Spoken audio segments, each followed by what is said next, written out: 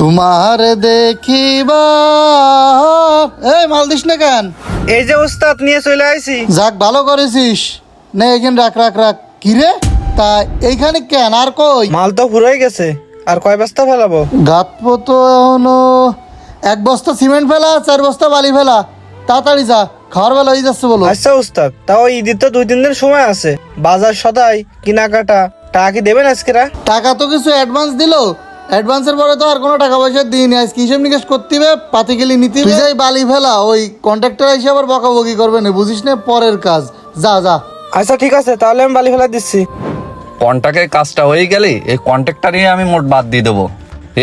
অনেক দাঁড়ায় পড়ে গল্প করতেছিস আর আমার দিকে কেমন কাজে যাচ্ছিস?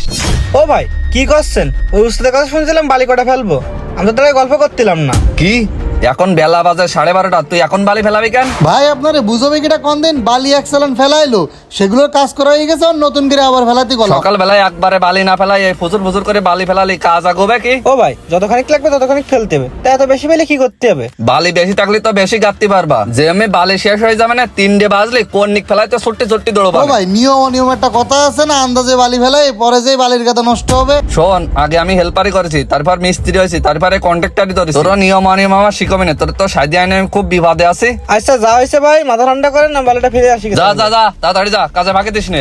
উস্তাদ কিরাম কন্ট্রাক্টরের কাজ ধরেছে, এ কিরাম আচরণ, এর আগে কোনদিন গ্রামে দেয়নি, এবার কন্ট্রাক্টর হলে কি করবে? তুই আকার দাঁড়ায় রাখছিস কেন? কাজ কর। ও হ্যাঁ ভাই, কাজ তো করবো। ওই করছি কি, ওই ঈদ তো চলে আইছে, শ্যামলাটা করছিল ঈদের কেনাকাটা করবে। আমরা তো সবসময় আজিরাই কাজ করি, দৈনিক দৈনিকই টাকা দিতে হয়। তা ওই হিসেব নিকেশ করেন দিন কয়টা টাকা হচ্ছে। তোরে অগ্রিম দিলাম 3,000 আর ওরেও অগ্রিম দিলাম 1,000। তা কাজ কামের শেষে একবার হিসাব করবা না? তোরা কাজ করতে থাক। ও ভাই আপনি দিছেন 4,000 টাকা দুইজন রে, তা কাজ করতেছি তো 4 দিন, 1200 করে জোড়া হলি তো 4800 টাকা হয়। তা সেই হিসেবে তো আপনার কাছে পাতি ওরে যাচ্ছে।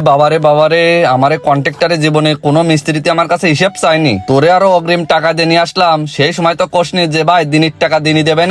আপনি অগ্রিম কি জন্য দিলেন একটু মনে করেন দিন। আমরা করছিলাম অন্য সাইডে কাজ, আপনার ইমার্জেন্সি কাজ বেঁধে গেছে, সরকারি কাজ, তাই আমাকে অগ্রিম টাকা দিয়ে আনিলেন। হ্যাঁ সেই সময় ফাঁসি গেলাম, আমি একটা সরকারি কাজ ধরিলাম, লোকজনও পাচ্ছিলাম না, এই জন্যই তো তোরে নিয়ে আসিলাম।